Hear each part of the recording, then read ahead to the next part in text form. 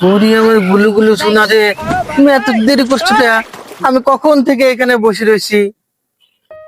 অনেক চেষ্টা করছি আগে আসবে জানি। তো তুমি আমার কতটুকু ভালোবাসো এখন? নিজের জীবনের চেয়েও বেশি ভালোবাসি।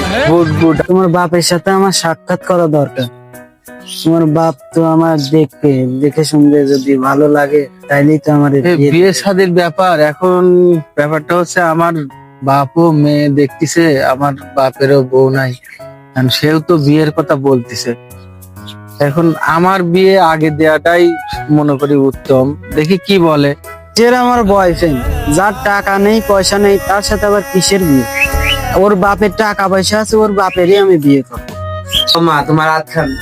বাবা, আজকে থেকে মেয়া তোমার হাতে তুলে দিলাম, মান সম্মান দায়িত্ব সম্পূর্ণ কিছু তোমার। আমার মেয়েটা দেখে শুনে রাখো। বাবা চিন্তা করেন না, আমি আপনার মেয়ের ভরণ পোষক জীবনের সব নিরাপত্তা দেওয়ার জন্যই আমি আপনার মেয়েকে নিলাম। আপনার মেয়ে তো অনেক সুন্দরী।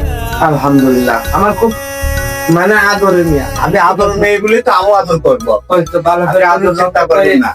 রাখো বাবা। ঠিক আছে, টেনশন আচ্ছা বাবা। আরে সকিনা, আমার সকিনা এখানে কেন? হ্যাঁ, আমি তো সে সকিনা তো আরে এটা আমার সকিনা। আব্বা এটা আমার সকিনা। হবে তে। আচ্ছা ও এখানে কেন সেটা বলো তো আব্বা। তোর মা, ইরে তোর মা।